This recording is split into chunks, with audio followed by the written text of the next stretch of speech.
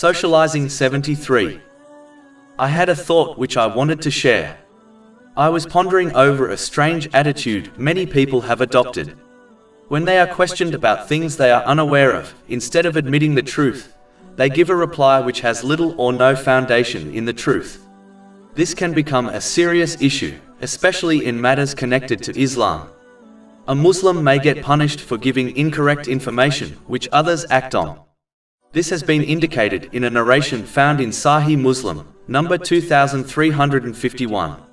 This is because they ignorantly attributed things to Allah, the Exalted, or the Holy Prophet Muhammad, peace and blessings be upon him. Because of these people, strange beliefs and customs have become attached to Islam, which is a great deviation from the truth brought by the Holy Prophet Muhammad, peace and blessings be upon him. In fact, many of the cultural customs Muslims have adopted, believing them to be a part of Islam, occurred because of this ignorant mentality. These people believe that if they simply admit they do not know something, they will appear foolish to others. This mentality in itself is extremely foolish, as the righteous predecessors would stress the importance of admitting one's ignorance so that others do not become misguided.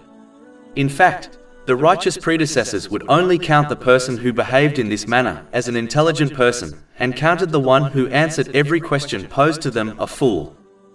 This attitude is often observed in elders who often advise their children on issues relating to the world and religion, instead of admitting their ignorance and directing them to someone who knows the truth. When elders act in this way, they fail their duty in rightly guiding their dependents, which has been indicated in a narration found in Sunan Abu Dawood, number 2928.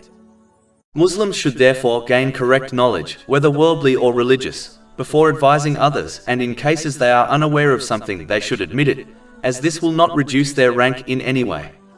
If anything, Allah, the Exalted, and people will appreciate their honesty.